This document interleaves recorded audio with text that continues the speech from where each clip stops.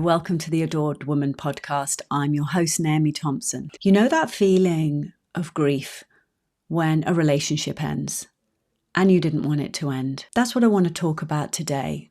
And I'm not just talking about missing the person and grieving for what you had and missing everything about them and the connection you had.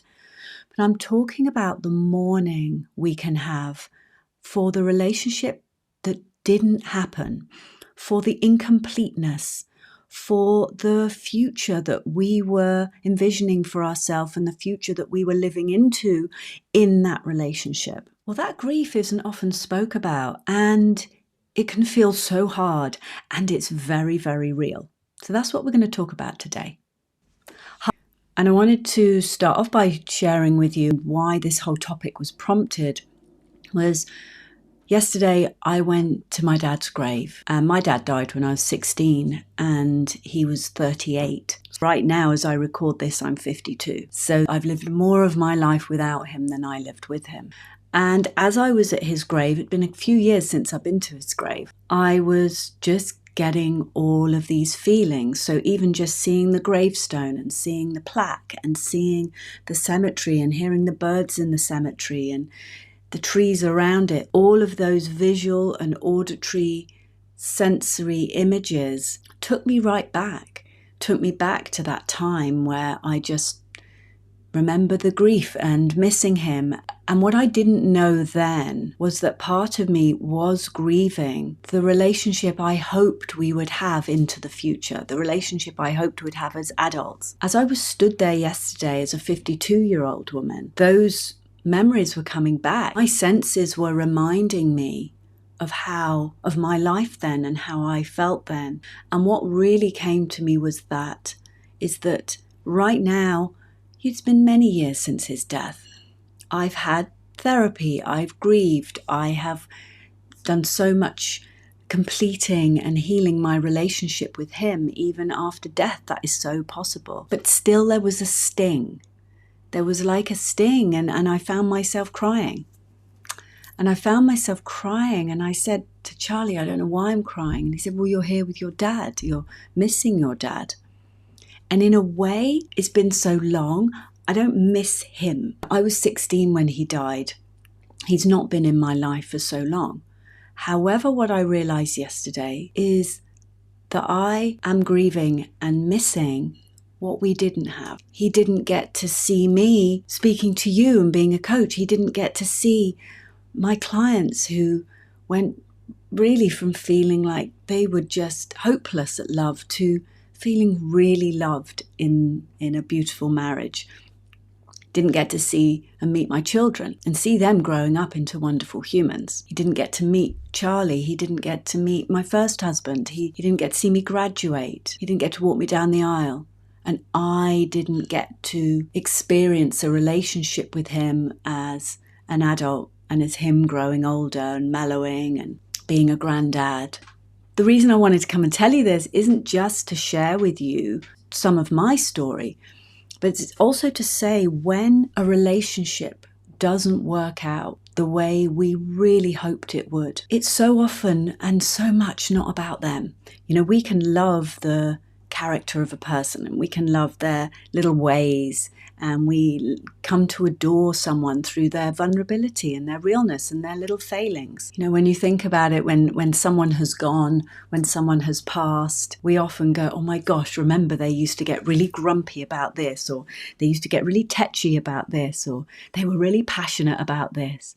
Can you remember the way he would just stomp into the kitchen and he would get really passionate or upset about these things happening, and we used to just, laugh at him or tease him, and those things we remember, and all those little things, and we miss that. We miss cuddling up with that person, but what really I believe we miss is the future that in our mind we were living into. We were living into a future with that person, our hopes for how things would turn out. And naturally, as humans, we do project into the future because also we want a certain amount of certainty and a certain amount of security and a sense of where am I going? How does this person or this relationship fit into the vision I have for myself? And we have a vision for ourselves whether it's to be married and have a family. And naturally, we will put that person, the object of our desire, the person that we are closest to romantically, we put them in that vision. And we put them in the vision and we see them there going into the future with us. So when a relationship doesn't work out, so much of our grief, us grieving the vision we were living into, the future that we were living into. I remember when my marriage broke down, and one of the things that made it really hard to walk away was the idea that he and I wouldn't be grandparents together. I always saw that we would be grandparents together and our grandchildren would come and visit, and he would make them laugh and play the music around the house with them and dance with them around the house. And all those little ingredients and elements I had ready, and I'd constructed them in my head. But actually, as it turned out, you can have a great relationship with an ex, especially somebody you've had your children with, as long as they are willing to.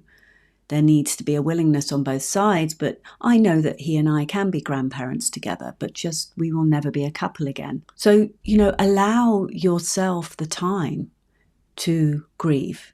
Expect that you will grieve the relationship that never was, the future that didn't come, the future that you were living into that was cut short for whatever reason. And if you are now dating and you are moving forward, really wanting the relationship that you've always dreamed of, a great place to start is to keep dreaming.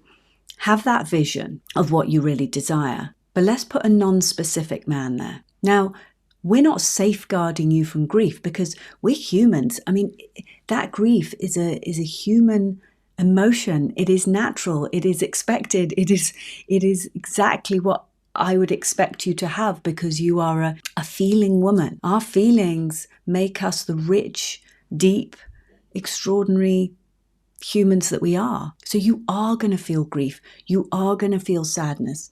You are going to feel that loss of that whole vision and that future that was laid out before you. But if you're dating, something you can do to really keep you sane and keep you not being attached to the outcome with a specific man is to see that vision of yourself in the relationship you want and make it with a non-specific man. If you can, fuzz out his face, fuzz out the face of the man in your vision, and instead see, how do I want to feel in the relationship of my dreams? How do I want to feel? What do I want to see around me? Do I want to see children? Do I want to see travel? What is it that is really the images that come from inside of me? And also it's remembering that as long as you have that vision, no matter what happens in your relationships, whether someone walks away, whether your partner passes away, whatever happens, that you are still moving towards your desire vision. You are still moving towards the relationship you want. If you're dating, that looks like remembering that the relationship you want is the prize, not the man. So I want you to be really invested in your vision, like the vision of the relationship you want, knowing what it is you want, knowing how you want to feel in a relationship, knowing if you want the marriage or family or just traveling with someone, what it is you really deeply desire, not what you think you want, not what other people have told you want, not what your culture says that you want, but it's like, what is it that I really, really want? How do I want to feel? Because I'm telling you now, when I was dating on and off for quite a few years after my separation with my husband, I held that vision for what I wanted. I knew how I wanted to feel. I didn't know what my man looked like. I didn't know how tall he was. I didn't know what his financial status. I didn't know any of those things. But what I knew, I didn't know his university education or not, didn't. But what I knew is how I wanted to feel, how loved I wanted to feel, how open and vulnerable I wanted to feel. And part of that was in the preparation beforehand, how I went into dating, how I used dating and those experiences as a way to open up and be more vulnerable and be the match for the relationship I was looking for. Be the open, vulnerable woman that the relationship I wanted required of me. So you can actively participate in making your future more of a certainty, to the point where I knew And I see that in my clients, that it's only a matter of time until you're going to meet the great man that can meet you in that relationship. And if you're in a relationship, it's making sure you have your own life. And I know everybody says that. Make sure you got your own life. Make sure you do your own things. But it's remembering that no matter what happens with your husband, you will still be moving towards the relationship you want. It's not about him. It's about how you feel when you're with him. That is the prize. And that is what is happening right now. So that has you live your relationship right now. And you can make plans for the future, but sometimes the universe has other plans. Sometimes it doesn't. As I said before, we can't risk assess and safeguard for everything. Just like with my dad, that happened out of left field, his death. And I still feel the effect of it now, many years later. And yeah, I still feel sad. I still feel sad that he isn't here in my life and I don't get to have an experience with my dad in his 70s. But what I also do have is the ability to create good relationships. So we can't risk assess everything and we can't stop the feelings coming. They're natural. Let's just normalize feeling sad because there are situations that elicit that feeling. Normalize feeling angry, feeling jealous sometimes, feeling regret, feeling guilt, feeling ashamed. Those aren't wrong feelings. They are just feelings there to be felt. And to finish off, I just want to say, I believe in you. I believe in you 100%. If I can take this journey and be in an incredible relationship, the best relationship of my life, then I know you can 100%. And if you love this episode of my new podcast, then the best thing you can do is share it with your friends, share it with your family, share it with people that you know will love to hear and will benefit from hearing, and head on over to Apple Podcasts and leave me a good review. That would be incredible. I have a free training for you, the 9 aspects of the adored woman. If you don't already have it, go and get it. And I have popped an extra training in there as well for you. I will pop the link below and I can't wait to see you in the next episode.